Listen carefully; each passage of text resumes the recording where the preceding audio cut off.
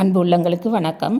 இது rose style channel. இப்போ இந்த எபிசோடில் மாடர்னாக ரொம்ப ஈஸியாக எப்படி பொங்கல் வைக்கிறது அப்படின்னு சொல்லி பார்க்க போகிறோம். மாடர்ன் பொங்கல் அப்படின்னு சொன்னோன்னே இது என்னவோ சைனீஸ் ஸ்டைல் பொங்கல் போல் அப்படின்லாம் நினைக்கக்கூடாது.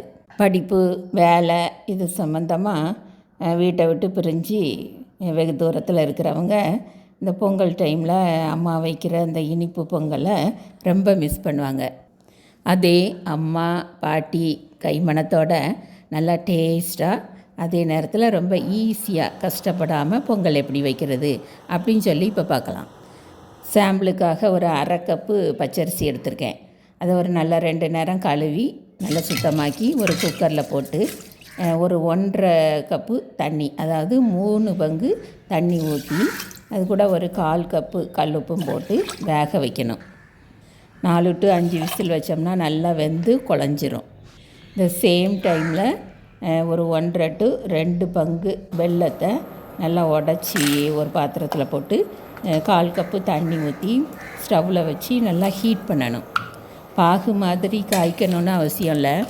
வெல்லம் நல்லா கரைஞ்சி கொதித்த உடனே அதை அப்படியே இறக்கி வச்சு ஆறினோடனே ஃபில்டர் பண்ணி வச்சுக்கணும். இப்போ இந்த குக்கரில் உள்ள சாதத்தை எடுத்து ஒரு கரண்டியை வச்சு நல்லா மசிச்சுக்கிடணும். இப்போ இந்த நல்லா மசித்த சாதத்து கூட இந்த ஃபில்டர் பண்ணி வச்சுருக்க வெள்ளை கரைசலை ஊற்றி நல்லா மிக்ஸ் பண்ணணும்.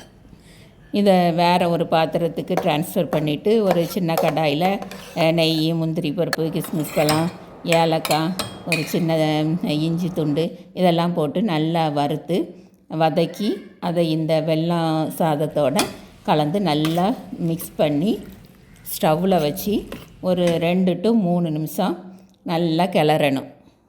இப்போ நல்லா சூப்பர் டேஸ்ட்டில் நல்லா ஈஸியாக பொங்கல் ரெடி ஆயாச்சு.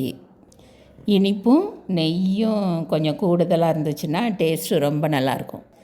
பிகினர்ஸு, பேச்சுலர்ஸு, அப்புறம் ரொம்ப தூர இடங்களில் இருக்கிற நியூ கப்பிள்ஸ் இவங்கெல்லாம் இந்த மாதிரி ட்ரை பண்ணி பாருங்கள். அப்பா அம்மா ஆசீர்வாதத்தோட அப்ரிசியேஷனும் வாங்குங்க. ஓகே, நன்றி, வணக்கம்.